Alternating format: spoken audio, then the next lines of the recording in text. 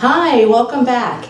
So this month we were doing espionage spy novels, and I hope you had a good time. Who doesn't like a little bit of cloak and dagger? And one of the really great pieces that my colleague and friend Rebecca dug up came from our very own Racine Journal-Times on September 18th, 1939. It's called How to Spot a Spy. Be suspicious, but sensible too. So for example, abnormal activity is the key to spotting spies. The man who recently moved into an abandoned farm overlooking one of the most important military aviation fields in the land will bear investigation. From his front porch, he could easily watch the Army planes. So it's important to recognize that one of the heydays of espionage and spy novels is of course going to be between the First World War and the Second World War, but we can't forget, of course, the Cold War either. And the book that I chose to read is called Sliverfin by Charlie Higson. And he was authorized by the Ian Fleming estate, Ian Fleming being known, of course, for Bond, James Bond. And James Bond became popular, of course, between the First and Second World Wars. This is going to be the height, of course, of people being afraid of spies and what it is they do or do not know. And this is, of course, going to be historical fiction, as well as adventure and thriller. And those are some of the categories that espionage fiction falls into. So in mine, we encounter a James Bond who is just a normal kid. He is coping with the loss of his parents who have died. And even though he has a large and loving family, he is being shuttled off to Eton boarding school. And it's when he comes back home to Scotland on break that things start to turn a little bit murky. And we begin to see the emergence of what becomes the great spy of British literature.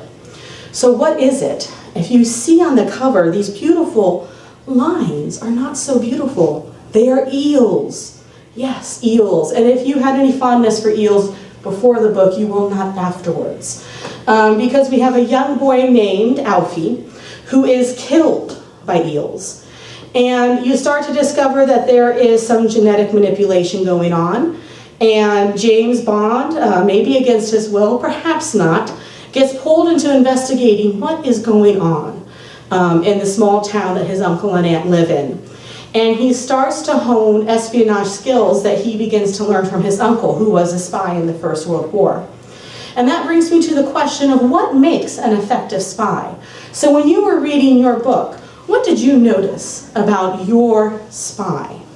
Were they loud? Were they garish? For example, there was a Pinkerton detective in this book who, Pinkerton detectives, by the way, are from America, thought he would blend in calmly by wearing a very loud, garish kilt. Now, this man, being very large and overweight and speaking with a very strong American accent, did not blend in with the locals, and he had no idea why that would be. So for the most part, spies do need to know how to blend in. James Bond was no exception. As a local, as a kid, he was able to get answers to questions. How did your spy fare? Were they able to blend in? Did they know the customs? Were they in shape? That also helps because, you know, if you need to run for your life, it's better if you know how to run. So, those are some of the key things to look for in a spy novel. A successful spy is going to have those skills to survive.